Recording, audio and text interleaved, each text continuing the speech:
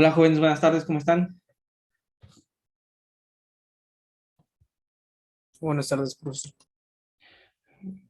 Disculpen por el retraso. En la otra clase que estaban presentando sus proyectos se atrasó, siempre pasa eso. Entonces, déjenme arrancar con la última parte de este curso. Prometo no extenderme tanto. Quiero cumplir unas ideas de Hamilton, eh, hacer un poco de ejercicios muy chiquitos, de esos que son meramente pedagógicos, y paso a terminar también la parte de Electron, y al último platicamos un poquito de sus ejercicios, estos que son para recuperar un poquito de calificación de su último examen, que será el día de mañana. ¿Ok? Entonces,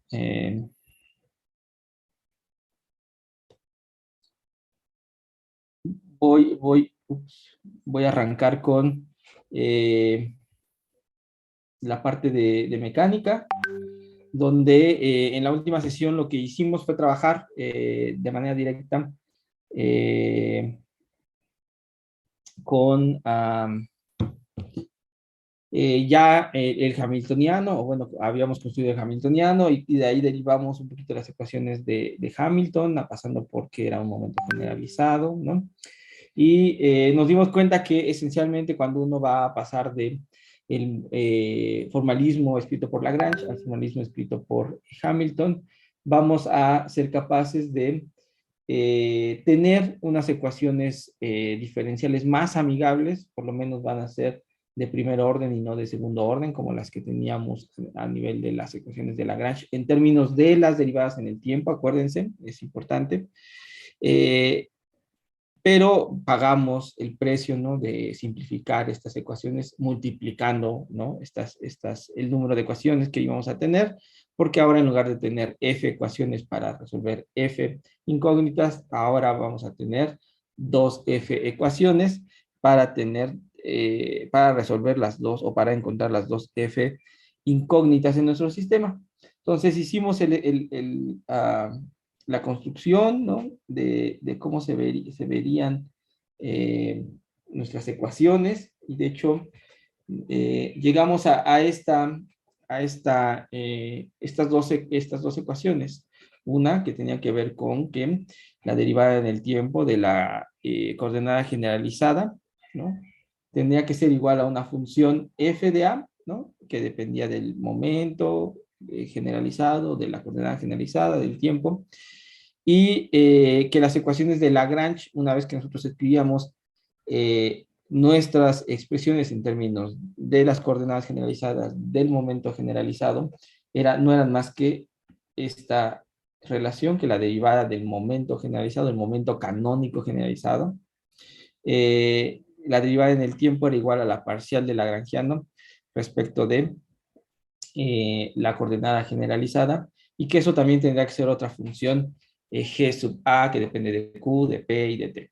Entonces, esas eran nuestras ya dos f ecuaciones de primer orden, ¿ok? Para dos f variables, ¿cuáles? Las coordenadas q sub a y los momentos p sub a. Pero la idea no podríamos dejarla ahí, ¿no? Porque estoy diciendo que eso tendría que ser como equivalente a una f sub a y una g sub a, funciones que dependen de estas coordenadas y de estos momentos. Pero ¿y qué? ¿Quiénes serán? Pues pongan lo que quieran a lo mejor, y ya se cumplieron las ecuaciones. Y la respuesta es no, sí, hay que saber quiénes son estas ecuaciones, ¿no? Y va a resultar que están relacionadas con el hamiltoniano. Entonces, para eso, ¿no?, para saber quiénes son estas funciones f sub a y g sub a, déjenme introducir la expresión del hamiltoniano a través de una transformada de Legendre, escribiendo que este hamiltoniano no es más que la suma de del producto de todos los momentos generalizados veces las velocidades generalizadas, ¿ok? P sub A veces Q sub A punto, menos la función lagrangiana, que está escrita en términos de Q, Q punto y ¿Me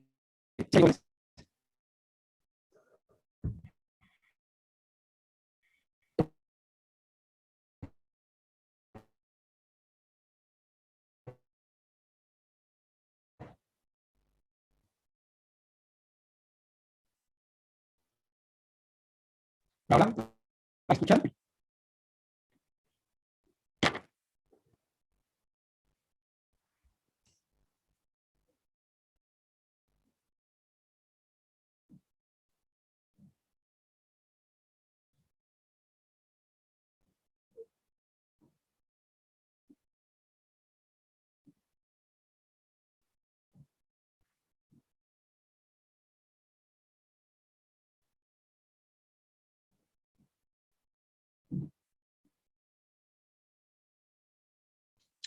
A ver, jóvenes, ¿ya se me escucho mejor?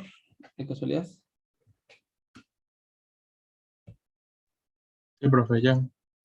Ok, a ver, esperemos no se vuelva a trabar.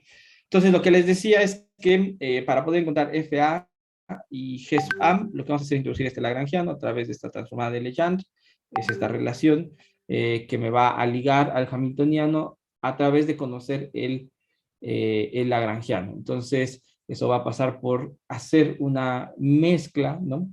De pasar de velocidades generalizadas a momentos generalizados, donde lo que vamos a usar es que el momento generalizado P sub A no es más que la parcial de lagrangiano respecto de la velocidad generalizada Q punto sub A. Entonces, lo que podemos hacer es jugar, si uno quiere expresar el lado izquierdo, que es el hamiltoniano, en términos de Q, P y T, el lado derecho todo lo vamos a transformar en términos de Q, P y T. Si uno quiere invertir la idea, ¿no? Escribir a lagrangiano en términos del hamiltoniano, ¿no? Lo que uno va a hacer es escribir todo en términos de Q, Q punto y T, ¿no? Entonces, eh, vamos a ocupar eso para ver qué significa eh, hacer una variación en el hamiltoniano. Lo que sí, No, ya nada, es que se había puesto la pantalla negra, pero ya se compuso. ok, vale. Entonces, lo que les decía es vamos a hacer una pequeña variación ahora en el hamiltoniano, partiendo de esta expresión que es la transformada de Legendre. ¿Qué es lo que vamos a hacer? Pues sí, vamos a hacer una variación de este primer término, que es un producto de dos variables, este que está aquí. Eh, Su variación, pues va a ser primero Q punto veces los pequeños cambios en dp sub a, más p sub a, los pequeños cambios en dq punto sub a. ¿Ok? Por eso los puse en azul para identificar que estos dos vienen de este primer término. Después tengo que sacar las variaciones que vienen de Lagrangiano, el cual depende de tres variables, Q, Q punto y T. Aquí vienen, la primera, ¿no? Es la variación de Lagrangiano respecto de Q punto veces la variación de Q punto, ¿no? Menos la variación de Lagrangiano respecto de las coordenadas generalizadas por cuánto cambió la coordenada generalizada. Y por último, viene la variación de Lagrangiano respecto del tiempo, veces la variación en el tiempo, si es que tiene una dependencia explícita en el tiempo nuestro Lagrangiano. Ahora, algo que esta ecuación nos arroja, y por eso aquí lo pusimos de manera explícita, es que si se dan cuenta, este término es restar P sub A menos la parcial de L respecto de Q punto sub A. Pero ya habíamos dicho que justamente la parcial de L respecto de Q punto sub A es la definición de el momento canónico, el momento conjugado. Entonces, este término es un cero, es nulo, y lo que nos va a quedar simplemente son el primer término, Q.A, desplazamiento, modificación en dp sub A, y la parcial de Lagrangiano respecto de la coordenada generalizada, veces los pequeños desplazamientos de la coordenada generalizada. Eso está escrito aquí, hasta arriba de la primera, de esta diapositiva, esta primera ecuación. Y quiero que por otro lado, si nosotros sabemos que el hamiltoniano es una función que depende de manera, digamos, general, de Q, de P y de T, sin que tengamos que pasar por la transformada de Legendre, escribamos qué significa la variación de H. Bueno, pues uno lo va y lo hace como lo habíamos hecho en el lagrangiano. Las variaciones en el hamiltoniano van a ser la suma desde A igual a 1 hasta F, todos mis grados de libertad, de el cambio del hamiltoniano respecto de la coordenada generalizada, veces la modificación en la coordenada generalizada, más la variación de nuestro hamiltoniano respecto del momento generalizado, veces el cambio de nuestro momento generalizado. Y por último, si es que H depende explícitamente del tiempo, tenemos la variación de hamiltoniano respecto del tiempo, veces la variación del tiempo. ¿Qué podemos ver? Aquí tenemos las dos ecuaciones, ¿no? Que hemos elaborado como la variación del hamiltoniano.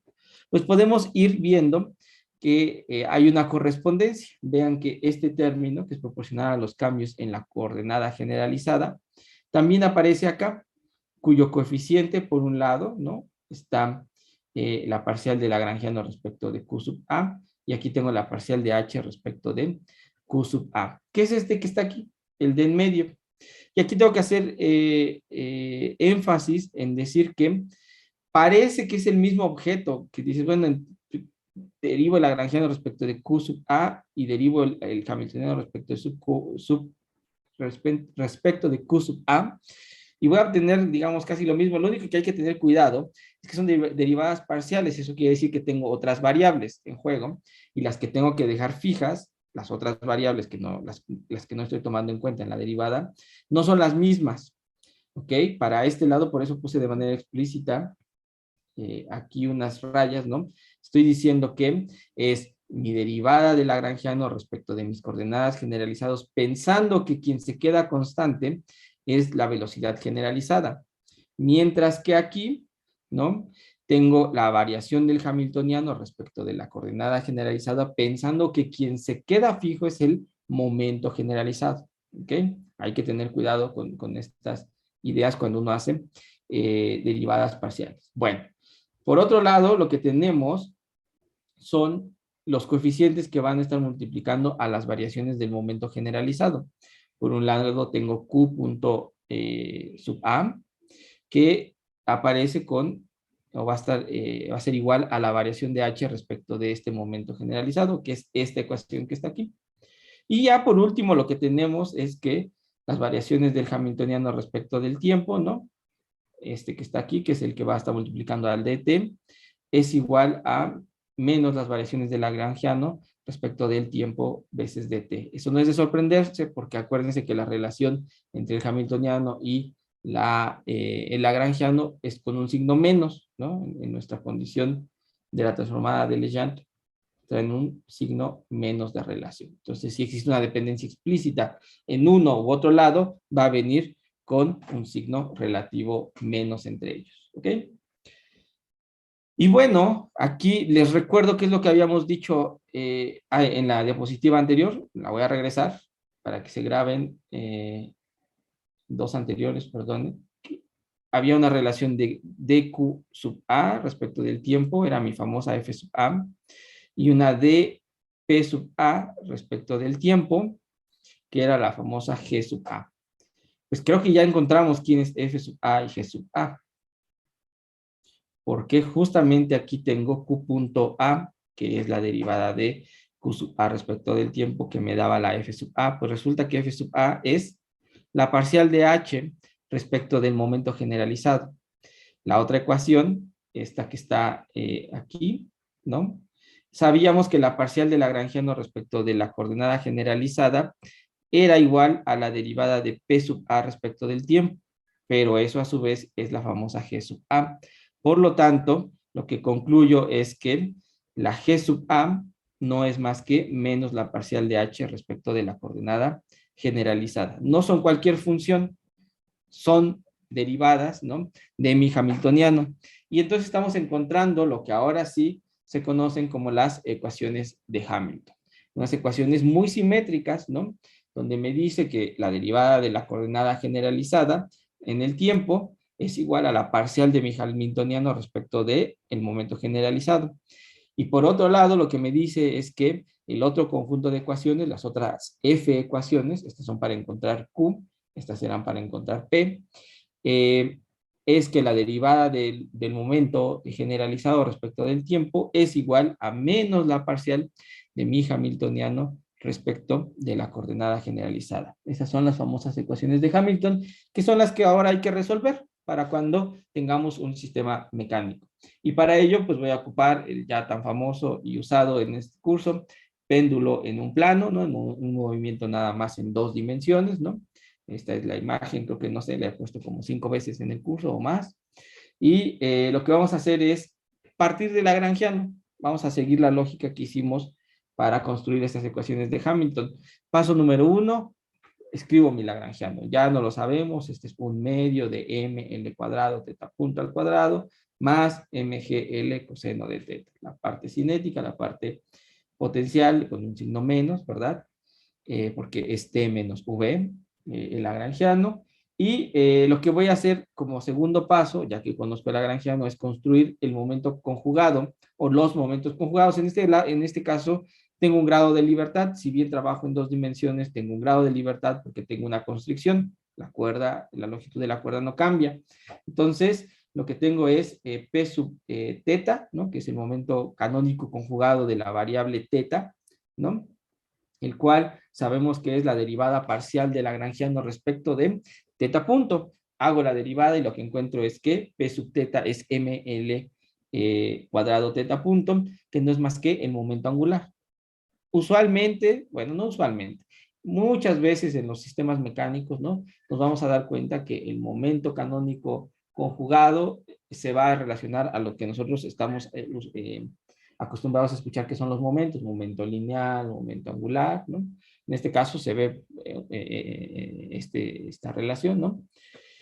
Entonces, si ya conozco el momento canónico conjugado, lo que voy a hacer es escribir el hamiltoniano a través de la transformada de Legendre. Lo que voy a hacer es h es igual a p sub teta veces teta punto menos el lagrangiano. Lo sustituyo dejándolo en términos de teta punto y teta. Lo único, la razón por la que ahorita lo voy a dejar así es para exhibir que vean que ahora lo que tengo como hamiltoniano es un medio de ml cuadrado teta punto al cuadrado menos mgl coseno de teta. Cuando tenía un signo más, ¿verdad? Y esto era t menos v, pues ahora que tengo un signo menos relativo, pues ahora sí tengo t más v, que es la energía total. Debe de ser así, el hamiltoniano no es más que la energía total de mi sistema. Pero regresando a escribir el hamiltoniano en las variables que se debe de escribir, que es la coordenada generalizada, el momento canónico conjugado, lo que me doy cuenta es que este hamiltoniano se escribe como P sub teta al cuadrado entre 2 veces la masa por L al cuadrado menos mgl coseno de teta. ¿Ok? Ya tengo el hamiltoniano, ¿qué voy a hacer? Pues escribir mis ecuaciones de Hamilton. La primera de ellas me dice que debo de sacar la derivada en el tiempo de mi coordenada o coordenadas generalizadas. Nada más tengo una coordenada generalizada, que es teta, entonces la derivada de teta respecto del tiempo, y que eso debe de ser igual a la parcial de h respecto del momento canónico conjugado. Entonces, si yo derivo h respecto de ese momento canónico conjugado, solamente es derivar ese primer término, y lo que me da es p sub teta entre ml cuadrado. ¿Ok? Después, la otra ecuación de Hamilton, ¿no? Porque son 2 incógnitas, teta y p. La otra ecuación es tomar la derivada de mi momento canónico conjugado respecto del tiempo, y eso debe de ser igual a menos la derivada del hamiltoniano respecto de la coordenada generalizada. Cuando yo veo esta expresión, me doy cuenta que el único término que tiene dependencia en la coordenada generalizada es ese segundo término, menos mgl coseno de teta. El menos que viene de aquí, con el menos que viene de aquí es un más, pero la derivada del coseno de teta va a bajar otro menos seno de teta. Entonces me queda menos mgl seno de teta. ¿Qué hay de curioso aquí? No estoy poniendo, ¿no? Porque espero que sea inmediato, ¿no? No estoy poniendo la derivada del hamiltoniano respecto del tiempo, que eso dijimos que era derivada del lagrangiano respecto del tiempo, con un signo menos. ¿Cuánto da esa derivada, jóvenes?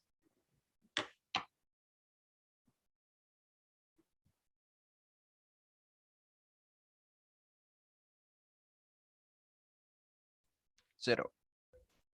Cero. ¿Y qué les dice? ¿Qué creen que dice eso? Que las variaciones del hamiltoniano respecto del tiempo da cero.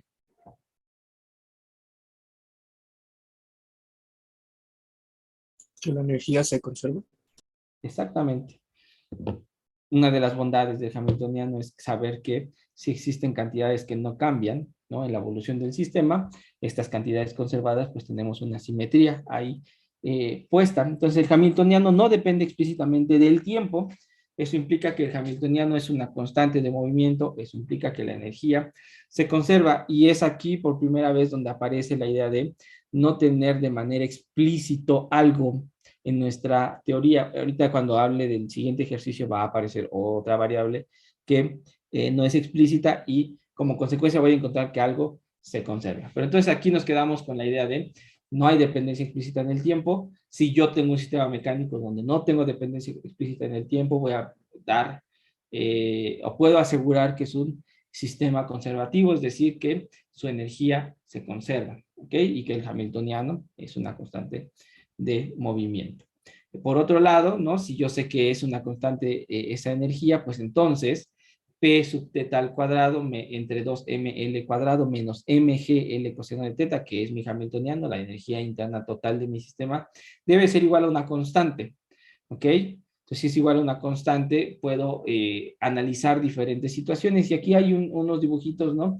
En el plano, ¿no? En el espacio fase de teta veces P sub teta, ¿no? De la coordenada generalizada con el momento generalizado. Lo que me doy cuenta, ¿no? Es que si E es una cantidad fija, la energía es una cantidad física, tengo diferentes opciones, diferentes movimientos, diferentes trayectorias que sigue mi sistema en este espacio fase. Por ejemplo, ¿no? El primero de ellos, este que está aquí, que dibuja todas estas trayectorias cerradas, ¿ok? Que es, imaginemos que la energía vive entre mgl y menos mgl. ¿Qué significa eso? Que vive entre los extremos del valor teta, ¿verdad? Si teta vale 0 o vale 90 grados, ¿ok? Alcanzan sus valores máximos, 1 y menos 1. ¿Estamos de acuerdo? Entonces, lo que yo puedo hacer es darme cuenta que si mi energía es menor, ¿no? Que vive entre el rango de el mayor, es menor que la cantidad más grande de la energía potencial, es decir, nunca la energía cinética va a ser igual que la energía potencial, es menor, ¿no? Que su valor máximo, y no va, y siempre va a ser mayor que su valor más chiquito, ¿no? Lo que voy a ver es que este objeto es un péndulo que va y viene, va y viene, ¿ok?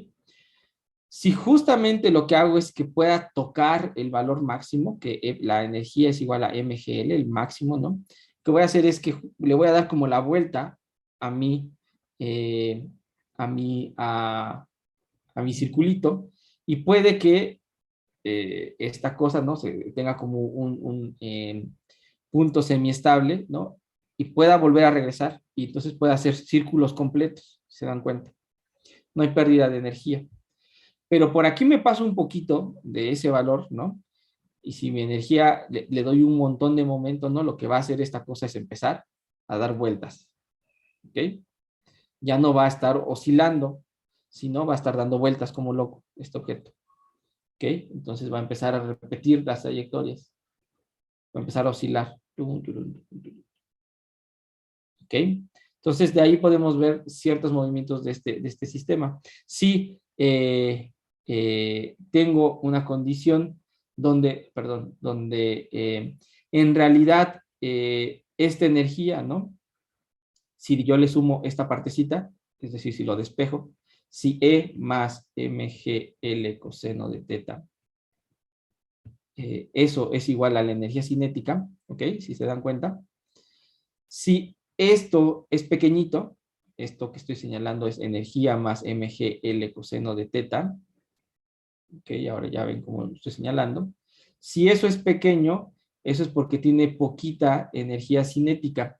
Y si tiene poquita energía cinética, justamente estoy en la región donde puedo aproximar que el coseno de teta es en realidad un 1 y te voy a tener MGL. ¿Ok?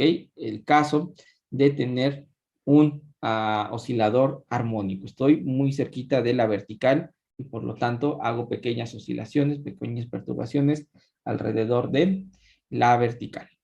¿Sale, vale?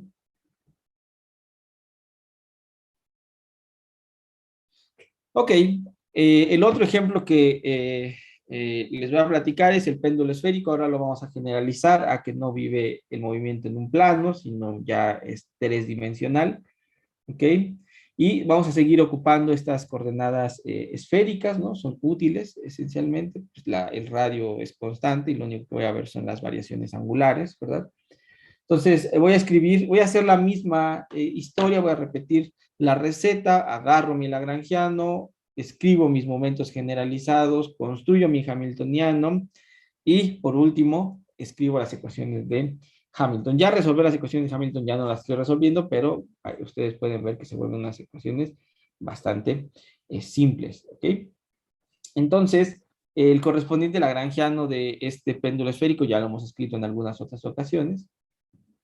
Es esto que está aquí. La energía cinética, que ahora tiene dos direcciones, ¿verdad? Una son los cambios en phi, los otros son los cambios en teta. Y le voy a restar la energía potencial. La energía potencial debería de venir con un signo menos, pero pues como le estoy restando la energía potencial, aparece aquí un signo más. ¿Ok? Ahora nos damos cuenta que tenemos 2 grados de libertad, nos podemos mover en el eje, en el ángulo que se describe respecto de la vertical, pero en el plano, ¿no? Perpendicular a esa vertical también tenemos un ángulo en el cual podemos decir por dónde se está moviendo nuestro péndulo. Entonces son el ángulo teta y el ángulo phi. Si tenemos 2 grados de libertad, tenemos que construir dos momentos generalizados. Va a ser P sub teta y P sub phi, ocupando la definición que ya habíamos escrito anteriormente, que lo vamos a encontrar a través de la parcial de lagrangiano respecto de teta punto para P sub teta y la parcial de lagrangiano respecto de phi punto para P sub phi. ¿Ok? Y nos damos cuenta que en esas derivadas el único término que va a participar es este que estoy señalando, el primero del lagrangiano. Y para la primera, que es el P sub teta, encuentro que eso es igual a ml cuadrado teta punto. Y para el segundo, ¿no? P sub phi, me doy cuenta que lo que va a resultar es que eso es igual a ml cuadrado seno cuadrado de teta phi punto. ¿Ok? Entonces, nuestro hamiltoniano, de hecho, si uno lo escribe en términos de teta, teta punto, phi punto, lo que uno va a encontrar es que el hamiltoniano no es más que la suma, ahora ya no es la diferencia, va a ser la suma de la energía cinética más la energía potencial, ¿no? Aquí está el cambio de signo. Pero para las ecuaciones de Hamilton no necesitamos escribirlo esto en términos de velocidades y coordenadas generalizadas, necesitamos escribirlo en términos de nuestros momentos generalizados y nuestras coordenadas generalizadas. Esto nos deja que el hamiltoniano se escribe como P sub teta al cuadrado entre 2 veces la masa por L al cuadrado más P sub phi al cuadrado entre 2 veces la masa por L cuadrado seno cuadrado de teta menos mgl coseno de teta. Una vez más, jóvenes, antes de que me aviente las ecuaciones de Hamilton, ustedes ya pueden darse cuenta que no existe una dependencia explícita en el tiempo y por lo tanto lo que me dice es que este sistema tiene una energía que se conserva, es decir, es un sistema conservativo y es una constante de movimiento. ¿Sale? Las ecuaciones de Hamilton, si las escribimos ahora van a ser 4 porque teníamos 2 grados de libertad, phi y teta. Entonces ahora tenemos que tener 4 ecuaciones porque tenemos 4 incógnitas, phi, teta, P sub phi, P sub teta, ¿no? Hay que resolver esas 4 ecuaciones y aquí están.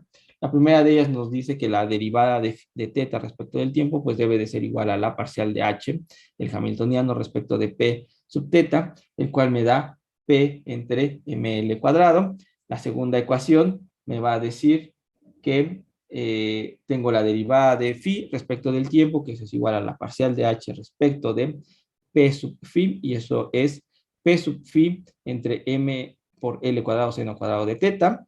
La tercera ecuación será encontrar la derivada de el momento generalizado P sub teta respecto del tiempo igual a menos la parcial del hamiltoniano respecto de teta. Eso es P sub phi al cuadrado coseno de teta entre ml cuadrado seno cuadrado de teta menos mgl seno de teta. Y por último, y esa es la interesante, ¿no?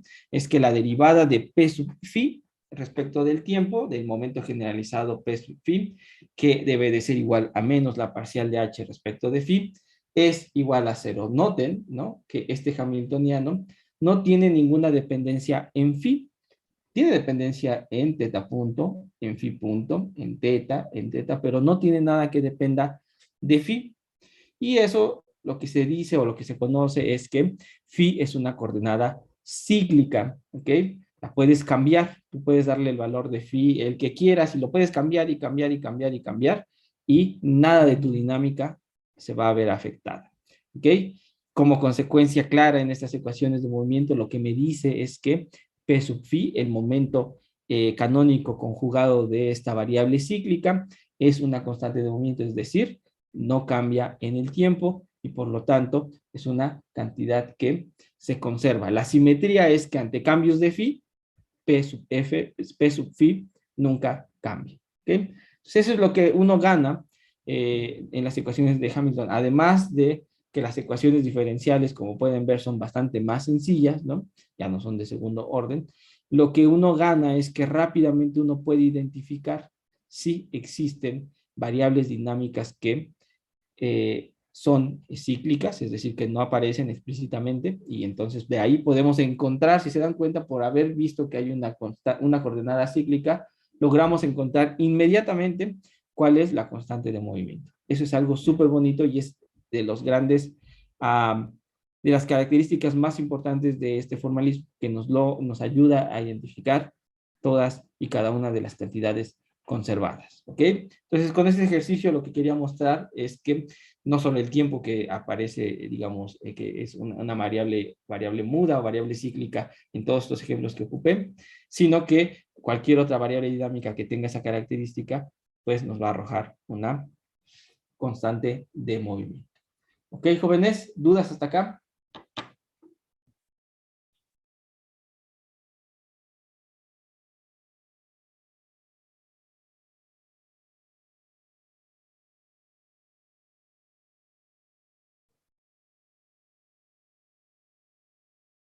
No, profe. Gracias.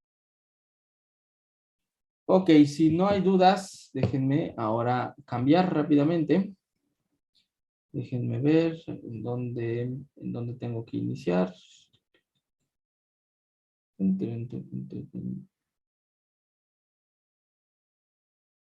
Ah, sí, bueno, creo que aquí nos quedamos. La última vez en electro, ahora déjenme pasar al electro para concluir lo que estábamos viendo. Nos dimos cuenta que para ondas planas, monocromáticas, ¿verdad? Es decir, que nada más tenían una longitud de onda y que eran planas porque en este plano vivían nuestros campos eléctricos y magnéticos en el plano perpendicular a la dirección de movimiento. A lo largo de ese plano, estos campos eran constantes. Entonces, si tenemos ese tipo de ondas que se están propagando, encontramos que cada una de estas ondas, estos paquetitos, cargan cierta energía, una energía almacenada por estos campos eléctricos y magnéticos. Nos dimos cuenta que esta energía en el caso de estas ondas, es proporcional a epsilon sub 0, la permitividad en el vacío por S sub 0 al cuadrado, la amplitud de mi onda al cuadrado, por mi función sinusoidal, en este caso, ¿no? Así hemos modelado nuestras ondas planas, son las ondas más fáciles de tratar, pero que les decía que las podemos justificar muy bien el que nos concentremos en este tipo de funciones de onda, porque si yo tengo un objeto que le llamo onda, es decir, va a tener la característica de ser periódica mi función, sé que a través de escribirla en una serie de Fourier, esa función se va a representar en términos de senos y cosenos. Entonces, si yo sé manejar o entiendo bien lo que pasa en funciones sinusoidales, seré capaz eventualmente de ver lo que pasa en una función general cualquiera, ¿ok? Si es que no se deja la función por sí misma, ¿no? Trabajar, pero siempre la puedo representar en serie de Fourier, ¿ok? Entonces, bueno, nos dimos cuenta que tenía una energía almacenada, pero que también se podía calcular la densidad de flujo de energía, que esencialmente es conocer el vector de Poynting, que es el producto cruz del campo eléctrico y el campo magnético. Si ya los tengo calculados, ¿no? En términos de estas funciones sinusoidales, ¿no? Pues puedo calcular a este vector de Poynting. Lo que encontrábamos es que era esencialmente la velocidad de la onda con la que está propagando la onda, a veces la energía almacenada de estos campos electromagnéticos en la dirección Z, que es en la dirección donde hemos puesto que se está moviendo la onda, ¿ok? Entonces, es natural, ¿no? Que la forma en que fluye, pues sea a una tasa de cambio de posición dada por la velocidad, y de hecho, estas ondas electromagnéticas, pues nos dimos cuenta en la clase pasada que son justamente ondas de luz y que están viajando justamente a la velocidad de la luz. Lo que faltaba, y que les dije que ya no me dio tiempo decir o escribir, era que estos campos electromagnéticos, además de cargar energía o de contener energía, también cargan momento. No es tampoco, digamos, difícil de pensar que carguen momento, ¿no? Porque justamente son casi cantidades que se están desplazando, ¿no?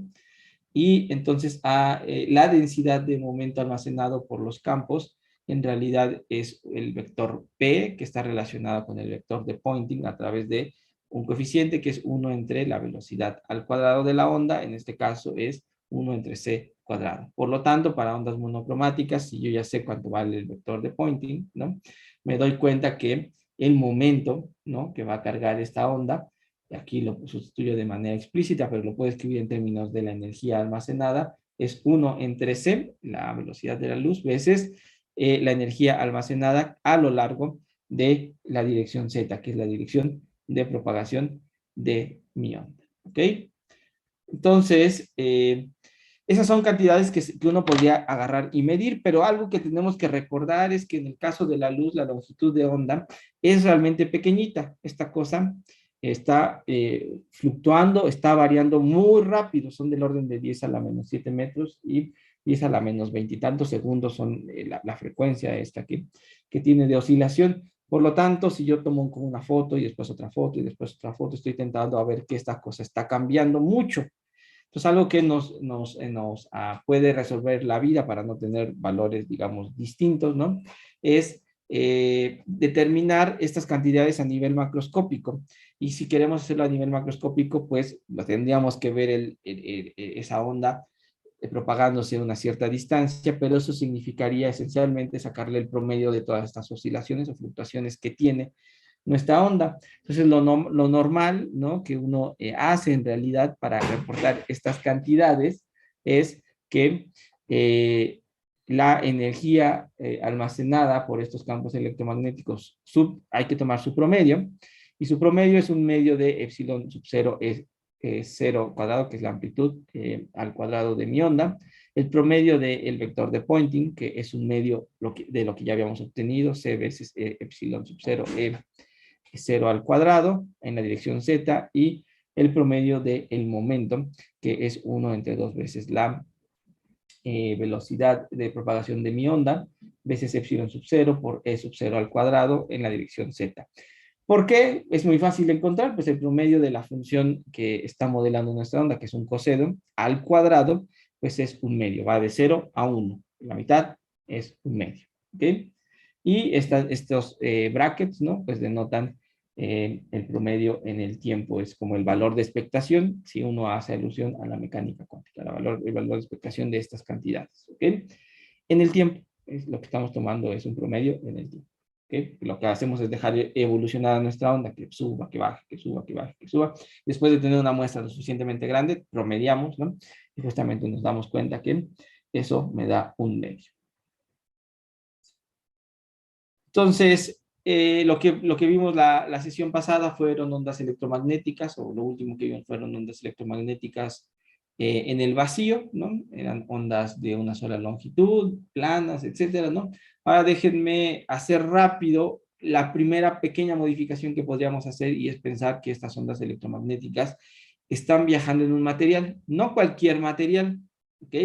Voy a trabajar en esta primera modificación que son propagaciones en medios lineales. De hecho, es lo único que voy a ver ahorita porque es lo que ustedes van a necesitar para sus ejercicios de recuperación de este examen final. Entonces, déjeme pensar en este pequeño saltito de, ok, voy a hacer que se desplacen en cierto material, ¿no? Pero que sean medios lineales. Ahorita les van a ver, van hasta el final de la diapositiva, están viendo qué significa que sean lineales. Entonces, dentro de materia, pero la condición física es que no existan cargas libres y no existan corrientes libres. Las ecuaciones de movimiento o las ecuaciones de Maxwell se pueden escribir como la divergencia del campo D, es un campo eléctrico, ¿verdad? D, que esencialmente es la modificación que sufre el campo debido a que está en la presencia de la materia, ¿no?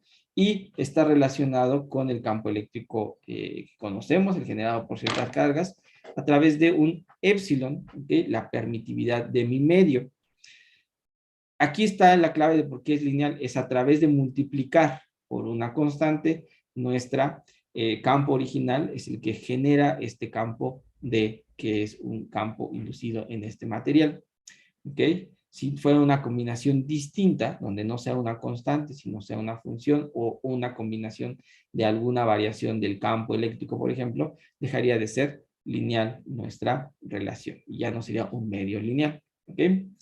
Esa es la primera ecuación de Maxwell. La segunda, la divergencia del campo magnético es igual a 0. Después tenemos que el rotacional del campo eléctrico es igual a menos las variaciones del campo magnético respecto del tiempo y que el rotacional del campo magnético modificado debido a que estamos en un medio, es decir, este sistema también va a reaccionar a ese campo eléctrico, magnético. Tenemos que H, este campo magnético inducido, es igual a 1 entre mu veces el campo magnético original V, donde 1 entre mu es una constante. Una vez más, la relación entre ellos es a través de una constante, lo que permite pensar que es una transformación lineal de B a H. ¿Ok? Insisto, podría ser más complicada la relación y podríamos perder esa linealidad. Entonces, la última ecuación de Maxwell es el rotacional de H es igual a la derivada del campo D respecto de el tiempo. Entonces, lo que vamos a hacer es tratar de repetir lo que hicimos en el caso del vacío. Si tengo mis ecuaciones de Maxwell, puedo escribir sin ningún problema mis ecuaciones de onda. ¿Ok? Si se acuerdan, es a las últimas dos ecuaciones que enuncié, ¿no? A quienes se les va a aplicar otra vez el rotacional y de las cuales vamos a obtener nuestras ecuaciones de onda siempre y cuando se satisfagan estas dos primeras ecuaciones. ¿Ok? Lo voy a hacer, bueno, no lo voy a hacer, lo que ustedes se van a dar cuenta, o lo que rápidamente nos podemos dar cuenta, ¿no? Es acordarnos que epsilon y mu, ¿no? La permitividad y la permeabilidad en este medio, ¿no? Son constantes en todo punto del medio, no van a cambiar en ninguna parte del medio. Entonces, lo que puedo hacer es reescribir estas ecuaciones que yo tenía de Maxwell en estos medios lineales. Aquí, acuérdense, tenía H, aquí tenía D, aquí tenía D. ¿Las puedo sustituir? Pues si sé quién es D, en lugar de poner D, voy a poner epsilon por E. Pero epsilon es una constante que va a salir acá y aquí voy a terminar poniendo E. Si yo divido entre esta epsilon, voy a tener otra vez la ecuación original en el vacío, ¿verdad?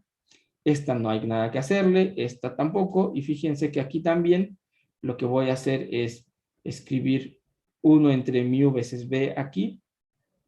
Y aquí lo que voy a tener es, en lugar de D, epsilon por el campo eléctrico.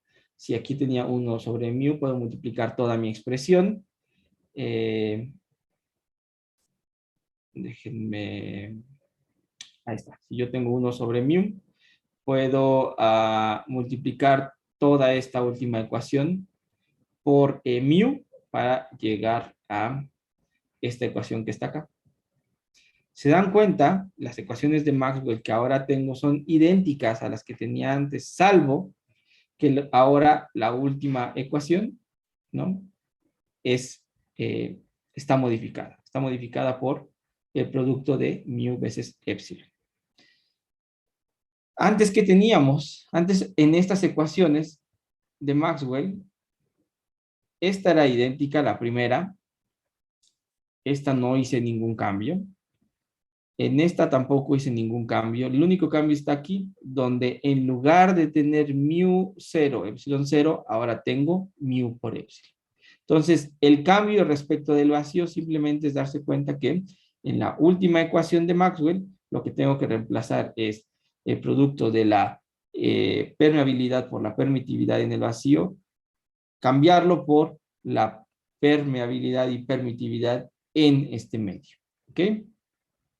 La consecuencia física es que nos podemos dar cuenta que 1 entre la raíz de epsilon por mu, la raíz cuadrada de epsilon por mu, es igual a la velocidad de la luz dividido por un numerito n, que este cociente me va a decir la velocidad a la que se está propagando mi onda. ¿Ok? Acuérdense que 1 entre raíz de epsilon 0 mu sub 0 era la definición de C. Eso es para cuando n va a valer 1. Y entonces C es igual a B. Pero si la permitividad en el vacío y la permeabilidad en el vacío cambian, entonces la velocidad de propagación de mi onda también va a cambiar. ¿Qué es lo que digo aquí? Las ondas electromagnéticas se propagan a una velocidad B. ¿Ok? Importante, ¿no? Que es pensar que, ¿cómo es n? Si n es mayor o menor que 1. ¿Se puede que n sea mayor que 1, jóvenes?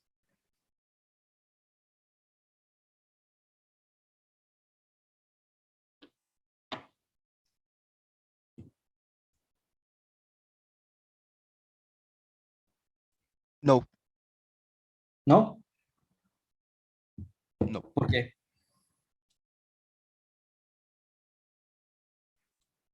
Porque significaría que iría más rápido que la velocidad de la luz.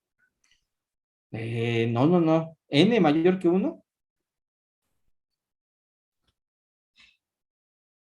Porque Ajá, ya no. C entre algo mayor que 1 me va a dar un número menor que C. Entonces, la velocidad que obtenga va a ser menor que la velocidad de la luz. Y esencialmente, digamos, por lo que nos han enseñado de relatividad especial, pues suena que sí, eso está bien, ¿no? Más bien el problema, y esa otra vez es una pregunta, ¿qué pasa si n es menor que 1? Ahí sí, c entre n me va a dar un número mayor que c, una velocidad mayor que c. ¿Se puede o no se puede, jóvenes?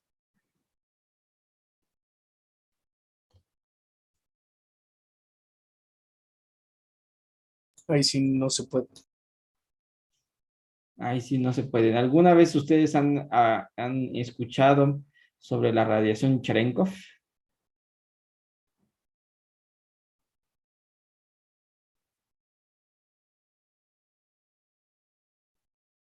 No, profesor. Bueno, la radiación Cherenkov es un fenómeno bien bonito porque no sé si a ustedes se los dije, a veces no me acuerdo a quién le digo qué, pero este enunciado de la relatividad especial, ¿no? Que nos dice que nada puede viajar más rápido que la velocidad de la luz es un enunciado incompleto, porque lo que se está omitiendo es que la velocidad de la luz, nada puede viajar más rápido que la velocidad de la luz en el vacío. En presencia de materia resulta que sí, porque va a haber materiales con índice n, que ahorita vamos a ver qué significa ese n, menores que 1, y entonces se va a dar el fenómeno de que viaje un poquito más, y lo que va a tener que hacer es ese exceso, digamos, de velocidad que tiene, exceso de momento, lo va a tener que radiar, y va a tener que emitir luz, y esa luz se conoce como la luz de Cherenkov, ¿no? y que se puede, de hecho se ocupa en muchos laboratorios, ¿no? Para detectar partículas que vienen del cosmos, por ejemplo, fotonazos, ¿no? Que vienen de radiación cósmica, de rayos cósmicos, y como vienen hechos la mocha y entran a un sistema cuyo material tiene un índice de refracción tal que es menor que 1, vemos que esta cosa viaja todavía más rápido y empieza a radiar luz, una luz que es como en color azul, de hecho, y obtenemos ahí señal en nuestros se ponen unos fotomultiplicadores que detectan esa luz, ¿no? Y te dice, llegó una partícula que estaba viajando más rápido que la velocidad de la luz, una partícula que seguramente no tenía masa, o que estaba viajando en el vacío a velocidades muy cercanas de la velocidad de la luz, traía una energía muy grande. Entonces, sí existen n's menores que 1. ¿Okay? Entonces, nada más hay que notar que n, que lo vamos a ver como c entre v, en realidad es la raíz cuadrada de epsilon por mu, en la permitividad por la permeabilidad en ese material, entre la permitividad y permeabilidad en el vacío. A esta n se le conoce como el índice de refracción del material. ¿Ok? Bueno, para este tipo de materiales, pues lo que aprendimos para el vacío lo vamos a poder repetir, porque acuérdense que lo único que tenemos de diferencia entre este sistema y el anterior es que ahora tenemos a nuestros campos T, nuestros campos H, estos campos inducidos o modificados por el medio, pero que siempre se pueden escribir en términos de E y de B, nuestros campos eléctricos y magnéticos, estos que si existieran en el vacío. Y entonces la energía almacenada por esos campos electromagnéticos ahora van a ser un medio de epsilon, en lugar de epsilon sub 0, es epsilon veces E al cuadrado más 1 entre mu, en lugar de mu sub 0, veces B cuadrado. ¿Ok? El vector de Poynting, ¿no? Que me dice el flujo de esta densidad energética, ahora será 1 entre mu en lugar de 1 entre mu sub 0, veces el producto cruz del campo eléctrico con el campo magnético, y el momento que porta esta onda, ahora será, en lugar de 1 entre c cuadrada, si se acuerdan, ahora será 1 entre v cuadrada, la velocidad a la que se desplaza esta onda, veces el vector de Poynting. Entonces, en realidad no hubo mucho más de cambio, más que darse cuenta que esta relación lineal pues me hace siempre mandar o sustituir Ds y Hs por Es y Bs respectivamente. ¿Ok? Ahora, una pregunta interesante y es con lo que voy a concluir esta sesión, es ¿qué pasa si la onda electromagnética cruza de un medio a otro? Voy a plantear lo que pasa en analogía a lo que hice con las cuerdas, estas cuerdas que estaban unidas y que tenían una densidad de masa distinta, aunque la tensión era la misma, ¿ok? Y voy a terminar mostrando las amplitudes de la onda reflejada, de la onda transmitida, y no voy a calcular los coeficientes de reflexión y transmisión. No los voy a calcular porque justamente ese es su ejercicio, uno de los dos ejercicios que ustedes tienen para poder ayudarse en su calificación para el examen de mañana. ¿Okay? Entonces, si yo lo hacía aquí, pues ya no tenía chiste su tarea, o bueno, su examen, esta parte escrita, ¿verdad? Entonces no lo hago, por eso ustedes, siguiendo la lógica de lo que está aquí, ustedes pueden calcular muy bien estos coeficientes. Entonces déjenme mostrar qué significa ahora cuando tengo estas ondas electromagnéticas y que hemos visto que lo que va a hacer es tener un cambio en el índice de refracción, un cambio en la velocidad de la onda, donde podríamos preguntarnos si la velocidad es mayor o es menor, como en el caso de la cuerda, ¿no? Que si había una diferencia entre las masas, ¿no? Entre las densidades de masa de una cuerda y de otra, podríamos ver cierto efecto, ¿no? De cómo se transmitía y se reflejaba la onda.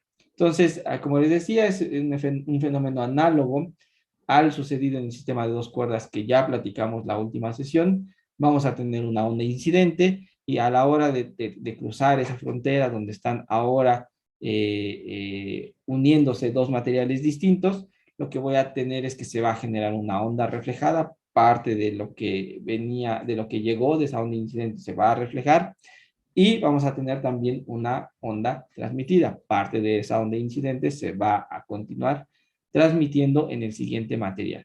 Entonces, si tenemos que una onda electromagnética cruza una interfase entre dos medios lineales, voy a pensar que son lineales, ¿no? Voy a ocupar lo que ya sabemos hasta ahorita. Tenemos las ecuaciones que relacionan a los campos eléctricos y magnéticos. Las ecuaciones son estas cuatro que están aquí. Que las he enunciado aquí, que se separan en componentes, ¿ok? Tengo tres componentes espaciales, pues una de ellas será perpendicular, ¿ok? A la superficie a la cual yo voy a incidir, y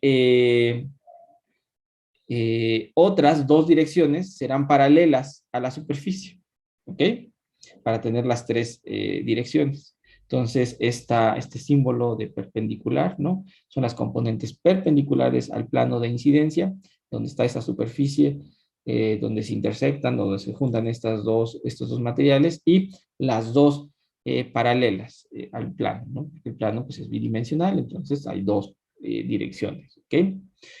Y voy a platicar el hecho también más sencillo, cuando esta onda incide de manera normal, es decir, de manera perpendicular a la superficie. ¿Ok? Entonces, lo que vamos a tener es una onda plana incidente. Aquí están los dibujitos, ¿no? Tengo el eje X y el eje Y que forman un plano, es el plano donde está la intersección de los dos materiales, y lo que voy a hacer es incidir una onda cuyo movimiento, cuya velocidad es perpendicular a estas dos direcciones X y Y, es decir, se mueve a lo largo de la dirección Z, ¿ok? Esto inmediatamente les hace ver que la onda que está incidiendo, ¿no? No tiene ninguna componente perpendicular al plano. Estas componentes que están aquí, chao, ¿ok?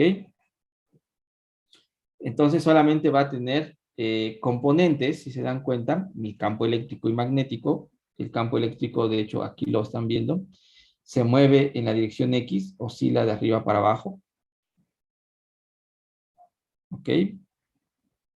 Y el campo magnético, ¿ok? El campo magnético lo que va a hacer es oscilar de manera horizontal, de izquierda a derecha, a lo largo del eje Y. ¿Ok? Entonces, aquí están las expresiones de ambos. Tengo mi campo eléctrico incidente, que es una amplitud compleja, veces una exponencial compleja de una onda que se está propagando en la dirección Z, con un número de onda K sub 1, con una frecuencia omega, y que sus cambios están dados en la dirección de X, ¿ok? Perdón, X, vertical. Y después tengo un campo magnético incidente, que también tiene su propia amplitud, V0I, que es complejo, una exponencial, la misma que en el campo eléctrico, ¿no? Es un número de onda K sub 1, que nos dice también que se desplaza en dirección Z, una misma frecuencia omega, pero cuyas variaciones o cuyos cambios son horizontales, están en la dirección del eje Y, están aquí. Ya habíamos visto el día de antier, ¿no? Que la relación entre las amplitudes del campo eléctrico y el campo magnético no era más que la amplitud V0, ¿no? Es igual a 1 entre la velocidad de la onda, en este caso le voy a poner la velocidad V sub 1, es la velocidad que tiene en la región 1, ¿ok? Donde está el primer material, ¿no? Veces la amplitud del campo eléctrico E sub 0 incidente, ¿ok? ¿Ves? Lo mismo, después la misma onda, E a la I, KZ menos omega T en la dirección Y. Todos estos campos incidentes, si se dan cuenta, es una onda que viaja de izquierda a derecha. Es esto que está aquí. ¿Ok? Es una onda incidente. Ahora, una vez que llegue a la superficie, a esta que está puesta en una cuadrícula, lo que va a suceder es que va a haber una onda que se va a reflejar. De hecho, aquí está dibujada la onda reflejada. ¿Ok? La onda reflejada es exactamente las mismas expresiones, salvo que ahora tengo un campo eléctrico reflejado con su propia amplitud, la amplitud E sub 0 R de reflejado, y una onda que ahora está viajando en dirección opuesta. ¿Ok? Si se dan cuenta, ahora va de derecha a izquierda, sigue siendo fluctuaciones a lo largo del eje X, que son las verticales en ese diagrama. El campo magnético, ¿ok? Reflejado, pues es otra vez el campo B, perdón, la amplitud B sub 0 R de reflejado, nuestra onda que está viajando de derecha a izquierda, porque tiene este signo menos, está desplazando hacia la izquierda, y las fluctuaciones del campo magnético, las variaciones están a lo largo de la horizontal del eje Y. ¿Ok? Esta flecha es lo que me indica, pues es que va hacia la izquierda. Ocupo la relación entre el campo eléctrico y el campo magnético, sabiendo que la amplitud está relacionada, la amplitud del campo magnético está relacionada con la amplitud del campo eléctrico a través de 1 entre la velocidad a la que se propaga en ese mismo medio. Sigue estando del lado izquierdo eh, eh, de la interfase de los dos materiales. ¿Ok? Entonces sigue siendo B sub 1. Después, lo que va a suceder es que se va a producir una onda que cruza la interfaz, es decir, una onda transmitida. Para esa onda, lo que vamos a tener son campos eléctricos y magnéticos, las mismas expresiones que ya teníamos antes, salvo que ahora el número de onda, ¿no? Porque es un nuevo medio, cambia. Ahora tengo un caso 2 para estos dos campos eléctricos y magnéticos. Siguen siendo en las mismas direcciones, el campo eléctrico en X, el campo magnético en Y. Seguimos teniendo la relación entre las amplitudes del campo eléctrico y el campo magnético, y está dado ahora por 1 entre la velocidad, pero la velocidad v sub 2 que corresponde a la velocidad en el segundo medio, porque esta ya cruzó la interfase y se va a ir de izquierda a derecha, porque el movimiento ya no tiene un signo menos, tiene un signo más en el producto K sub 2 por Z. ¿Ok? Entonces, esas son mis ondas que se generaron, tanto la reflejada como la transmitida, debido a que una onda incidente llegó a esa interfaz. Lo único que hay que hacer es tratar de pedir que la información se conserve, en el sentido que las soluciones se empalmen, hagan un match entre ellas, sea una relación suave entre la onda incidente, la onda transmitida, la onda reflejada. ¿Ok? Entonces, para ello tenemos que analizar qué es lo que pasa en z igual a 0, que es donde yo tengo colocada mi interfaz. Lo que voy a hacer es unir las ondas que tengo, y qué es lo que sabíamos. Tenemos que pedir que lo que está del lado izquierdo, ¿no? La función que está del lado izquierdo de mi interfaz sea igual a la función que está del lado derecho. Del lado izquierdo tengo onda incidente y onda reflejada. Del lado derecho tengo onda transmitida. Lo otro que tengo que pedir son las derivadas, que la derivada de todo lo que está en el lado izquierdo sea igual a la derivada de todo lo que está del lado derecho. Y repito, lo que está del lado izquierdo es una onda incidente más una onda reflejada, y del lado derecho lo que tengo es una onda transmitida. ¿Ok? Tengo que evaluar en z igual a 0, y sin pérdida de generalidad puedo poner que ahí está el tiempo t igual a 0, ¿no? Y entonces lo que voy a encontrar es que la onda incidente más la onda reflejada debe de estar relacionada, debo de empalmarla con la onda transmitida en el campo eléctrico, y la parte magnética, el campo magnético también, el incidente más el reflejado, lo debo de empalmar, ¿no? Con el campo magnético transmitido. Entonces, es en z igual a 0, por ser una onda normal, ya lo habíamos dicho, pero lo repetimos, no tenemos componentes perpendiculares a la superficie, solamente tenemos dos ecuaciones, entonces, las que me van a relacionar las componentes paralelas, ¿ok? Donde voy a tener E1, que es toda la información en el material 1, es igual a E2, que es toda la información en el material 2, y que B1, 1 entre mu1, B1, es toda la información de lo que tengo en el material 1, lo voy a empalmar con lo que tengo en el material 2, que es 1 entre mu2 veces el campo magnético B sub 2. ¿Ok? Esto lo escribo, ¿no? En términos de mis amplitudes, ¿no? Porque es lo único que tengo diferente, todo lo demás está igualito, ¿no? Entonces voy a tener que la amplitud E sub 0 incidente más la amplitud E sub 0 reflejada es igual a la amplitud E sub 0 transmitida. Y por otro lado que los coeficientes de más bien la amplitud del campo magnético, que lo puedo escribir en términos de los campos eléctricos, si se acuerdan, ¿no? Me dice que voy a tener 1 sobre mu sub 1, la amplitud del campo magnético de la onda incidente, que es 1 entre B sub 1, la amplitud del campo eléctrico de la onda incidente, menos la amplitud del campo magnético reflejado, que es 1 entre B sub 1, la amplitud de campo eléctrico reflejado, y eso debe de ser igual a 1 entre mu sub 2, veces la amplitud del campo magnético transmitido, que es 1 entre B sub 2, la amplitud del campo eléctrico transmitido. Entonces tengo esta ecuación y tengo esta ecuación que está aquí.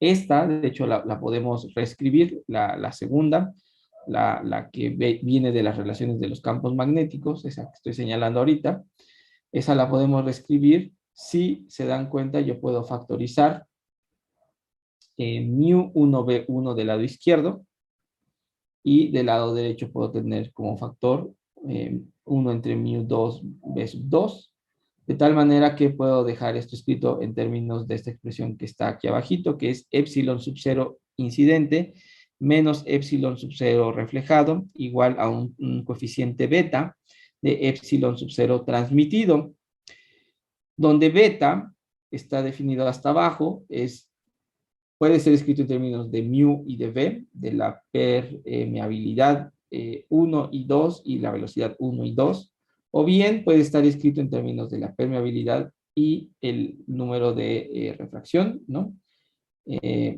De los medios N1 y N2, respectivamente, ¿ok? Entonces, lo que puedo hacer, tengo dos ecuaciones, ¿verdad? Y quiero encontrar cuánto es la amplitud de la onda reflejada y de la onda transmitida, porque la onda incidente esencialmente la conozco. Hago un experimento donde yo mando una onda, ¿no? Conozco las características de mi onda incidente, entonces lo que tengo que encontrar son las características de mi onda reflejada. Y lo único que me falta saber de mis ondas reflejada y transmitida son sus amplitudes. Entonces hay que resolver estas dos ecuaciones, esta y esta que está aquí. ¿Ok? Entonces, lo que uno obtiene de resolver esas dos ecuaciones es que la amplitud de la onda reflejada es igual a 1 menos beta entre 1 más beta veces la amplitud de la onda incidente, y que la amplitud de la onda transmitida es igual a 2 entre 1 más beta veces la amplitud de la onda incidente. ¿Cómo le hicimos para encontrar eso? Está aquí el algebrita abajo de cada una de ellas, ¿no? Para esta primera ecuación, teníamos como ecuaciones E sub 0 I más E sub 0 R igual a E sub 0 T. Lo que hice fue multiplicarla por beta. ¿Ok? Y lo que hice fue restarle la otra ecuación que teníamos, E sub 0 I menos E sub 0 R igual a beta E sub 0 T. Si se dan cuenta, a la hora de restar, me voy a cancelar la información de la onda transmitida y me voy a quedar simplemente con la relación entre la onda incidente y la onda reflejada. No hay mucho más que hacer, hay que sumar estos dos, que me va a dar el beta menos 1. Perdón, hay que restar estos dos, que es el que me da beta menos 1. Y hay que restar estos otros dos.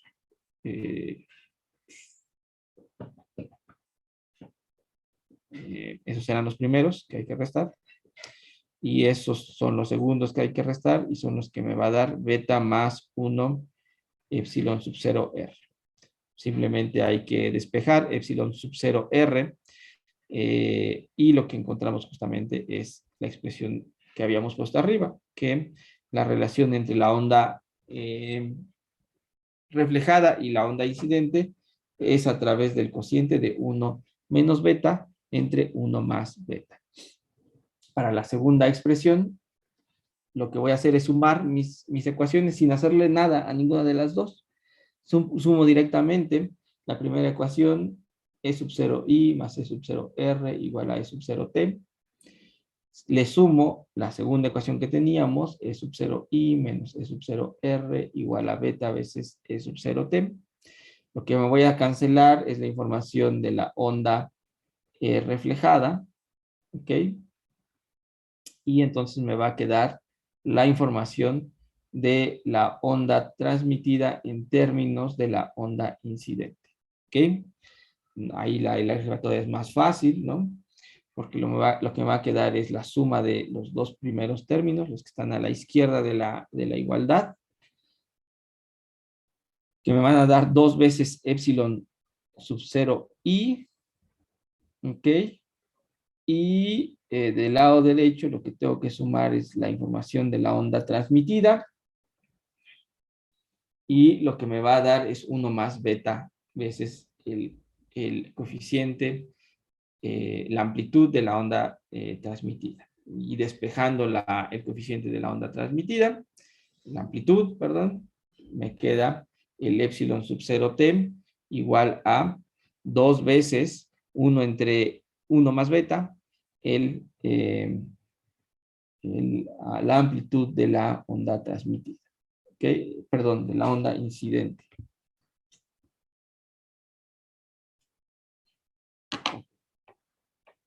Y entonces ya sabemos la información completa de nuestras ondas, ya las que hemos caracterizado. Tenemos todos los valores de cómo están escritas, conocemos K sub 1, conocemos omega, conocemos las direcciones, conocemos las amplitudes, y nuestro sistema queda completamente resuelto. Ya lo último que hay que hacer, y es el ejercicio que se les va a dejar en la parte escrita de esta última evaluación, pues es que encuentren los coeficientes de transmisión y reflexión. ¿Ok? ¿Dudas hasta acá, jóvenes?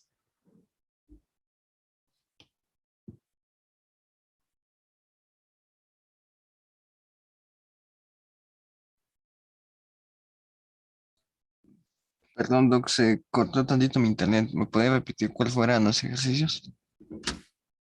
Ah, sí, que lo que les decía es que lo que va a pasar es que aquí ya les mostré cómo están las amplitudes de las ondas, incidente, reflejada y transmitida.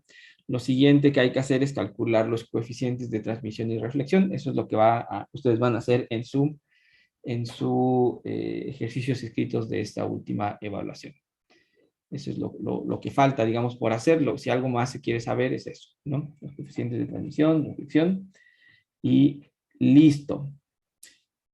Entonces, déjenme mostrarles, ya está su examen. Bueno, estos ejercicios que van a hacer ustedes para ayudarse un poquito en la calificación, si es que lo necesitan. Si no, bueno, si ustedes están, digamos, tranquilos con lo que se ha repasado y para mañana el examen eh, creen que van a salir muy bien, pues podrían no hacer esos ejercicios. Estos nada más son de apoyo. Déjenme, ¿dónde estás?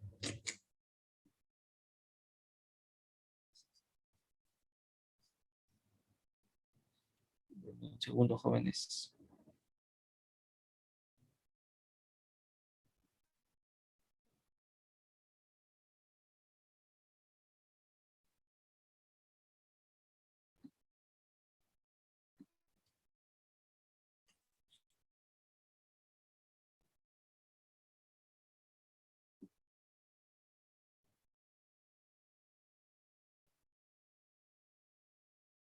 Ujú.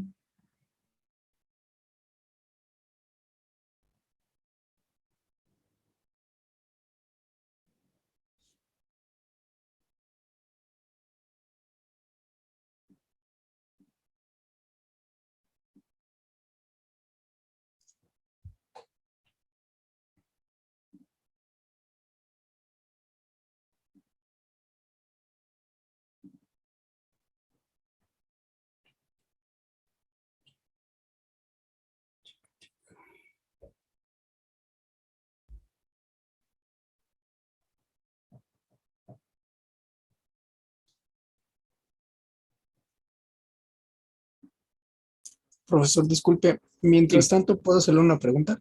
sí, adelante. Bueno, nos comentó que el coordinador el coordinador Inés, me parece, no recuerdo su nombre, nos iba a Sí, enviar un correo con una lista, pero bueno, yo no la he recibido. No sé si alguno de mis compañeros la recibió o no lo ha enviado. con una, recuérdame, con una lista de sus como calificaciones o algo así. Sí, de las personas que pasaron el propedéutico, nos comentó. Debería, no sé si alguno de ustedes ha recibido un correo o alguna información de José Inés. No, profe, anda igual que mi compañero. Ok, no se preocupen. Dejen aquí lo anotó para que pregunten. Y le voy a pedir la relación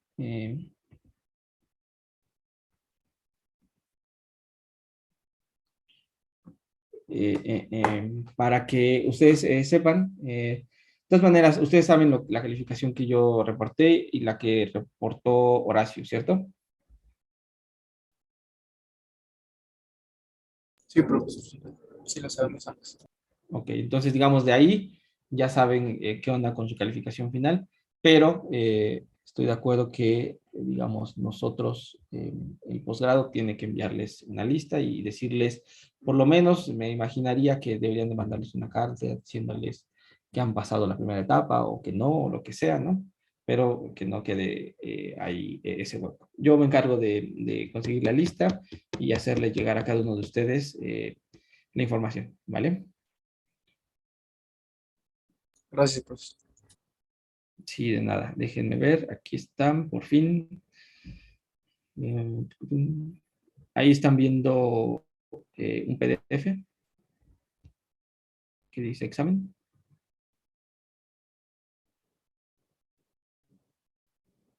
Sí, ya se ve.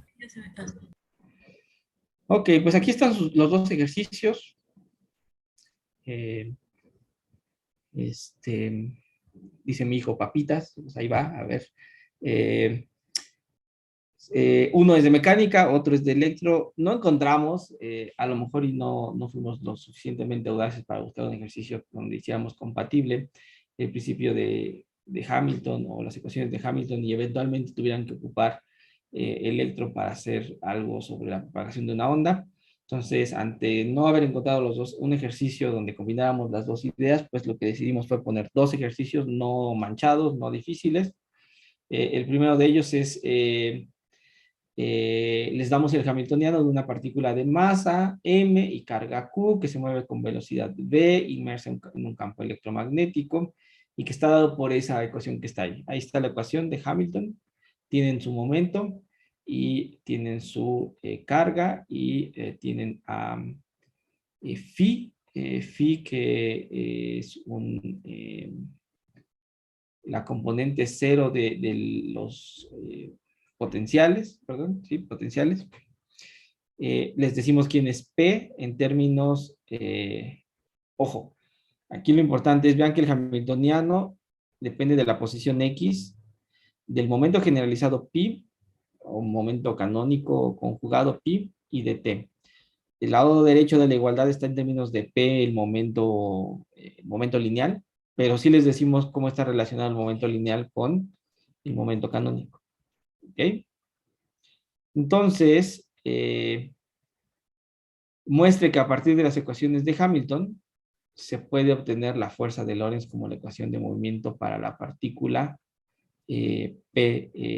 para la partícula cargada que está en juego.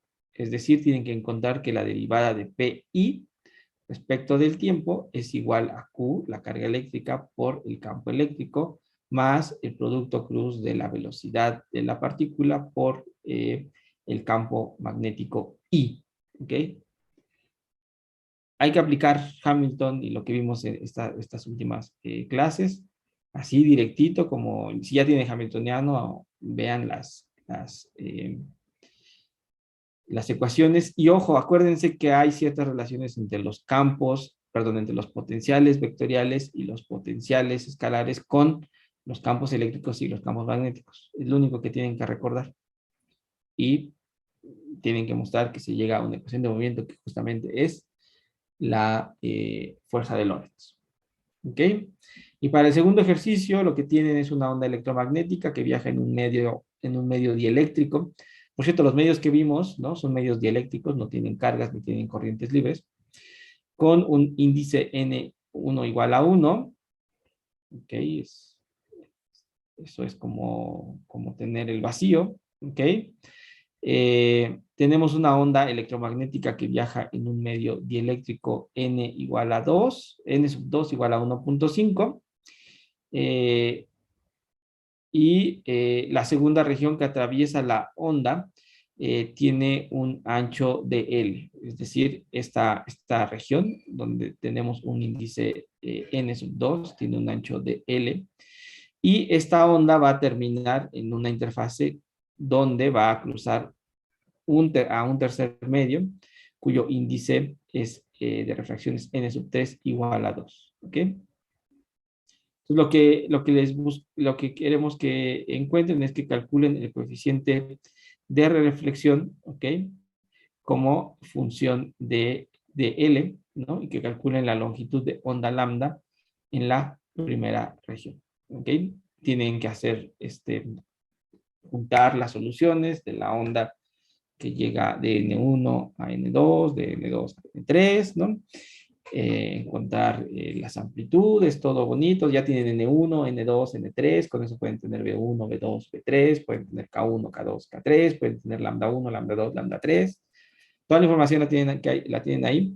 Entonces, lo único que hay que encontrar es el coeficiente de reflexión como función de delta L y la longitud de onda en la primera región, en esta región. ¿Vale? Y eso es todo. Esos son los dos ejercicios que les proponemos, que serán, digamos, la forma en que ustedes puedan ayudarse para el examen de mañana, que por cierto, hoy en la mañana reescribí el anuncio de los horarios, no me acordaba y que tengo una consulta con el médico, entonces tuve que hacer ahí un break, un espacio, ¿no? De 6 a 7 y lo único que hice fue recorrer un poquito antes el inicio de los exámenes orales. Espero que a nadie le perjudique. Pero bueno, para que si alguien no se había percatado, hice un reajuste en los horarios. Sí, los que estaban al final, los dos últimos, esos quedaron igualitos. A ellos no los moví. Tenía la posibilidad de moverlos más tarde y iniciar a la misma hora, pero pues, que alguien iniciara 8:30 estaba medio feo, ¿no? Entonces, ese ajuste hubo. ¿Ok, jóvenes? Entonces, ahorita subo este ejercicio al Classroom para que lo puedan checar y ahí mismo puedan mandar sus respuestas, quienes lo quieran responder. Y pues nada más, el día de mañana nos vemos. Arranco 2:30, si no me recuerdo ya no recuerdo quién es el que arranca. Pero bueno, de ahí nos seguimos hasta las 8. Muy bien, jóvenes. ¿Dudas, preguntas, comentarios?